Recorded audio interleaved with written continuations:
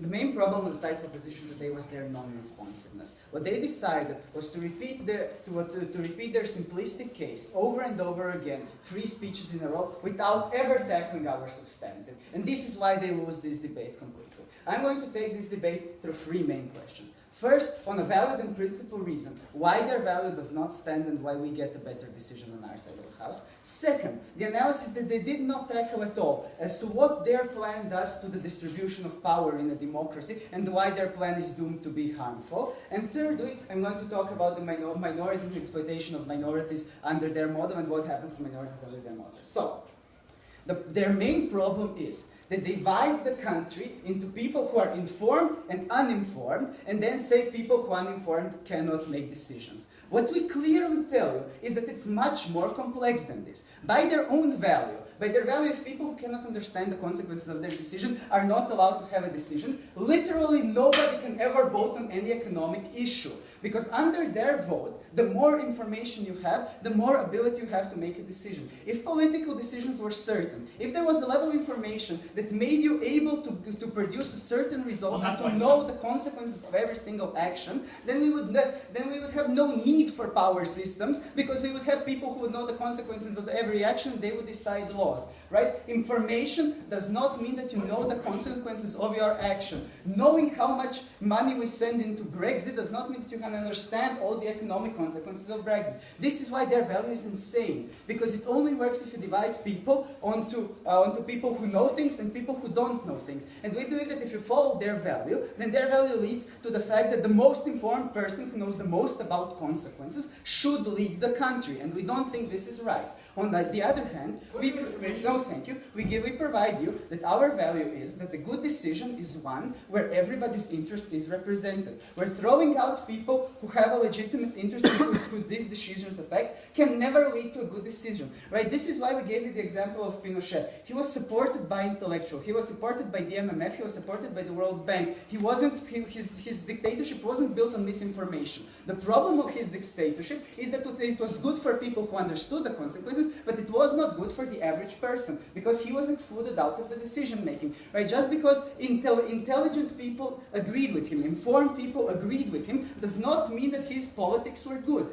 Because good politics are not politics that are necessarily informed. Good politics are now, because no policy can be completely informed. No, thank you. Our conception in this they haven't handled is one that is in everybody's interests.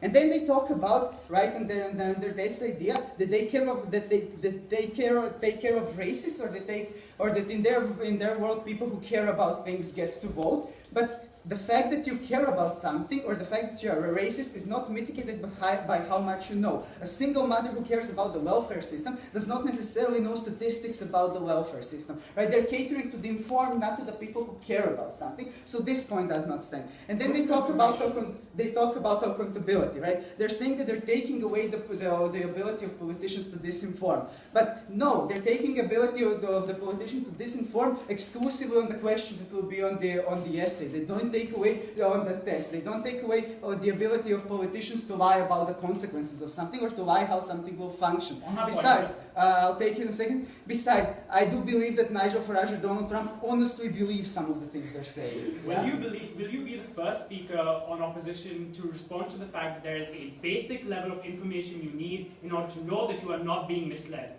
No, I don't think there's a basic level of information that you need to know that you're not being misled. I think you can be very much misled in things you understand. Right? The average American person, if they're highly educated American people like Hillary Clinton voted for the Iraq War, they were misled in this situation. So it doesn't prove this. Right? They could not know the consequences of their action. We don't believe that you can say this is a minimum of information that makes you informed. They haven't proven to us why this level exists. Okay, secondly, right, this is analysis they completely misguided. When we explain to you, when you can decide, or when you have a power, when you have a body or people who have more power than other people, and who have power over other people, they tend to exploit that power. They tend to generate more power, and this is inherently wrong. Right? We told you that depending on how you write the questions and who writes these questions, it could disqualify people from being able to vote. For instance, to get a green card in the United States and to be able to vote in the United States, you need to be able to answer who is George Washington, who was George Washington, because this is a test written and influenced by Republican Congress. So, is this information relevant for your ability to be an American citizen and vote in the American election? No, but it selects the people who can enter the country and their profiles. And this is something that would happen under their model, because they're taking away power from some people and giving it into the hands of other people. This is something that is A, principally wrong, and B, mitigates abuse and mitigates violence. Yes, please. Why can an 18-year-old only vote instead of a 16-year-old, and who decides that? Okay, honestly, I believe that the 18-year-old limit is completely arbitrary and that it can be debated. But secondly, this is because an 18-year-old is legally not responsible for his actions, so cannot be responsible for more actions, right? We believe this comes from a completely other thing that this debate is not about. Okay, and now thirdly, onto the point of minorities. Right? They completely ignore our analysis and they try to say that it's a lie, that minorities are usually less informed, that the minorities are usually people who would in their test be excluded. Right? People with disabilities. No, thank you.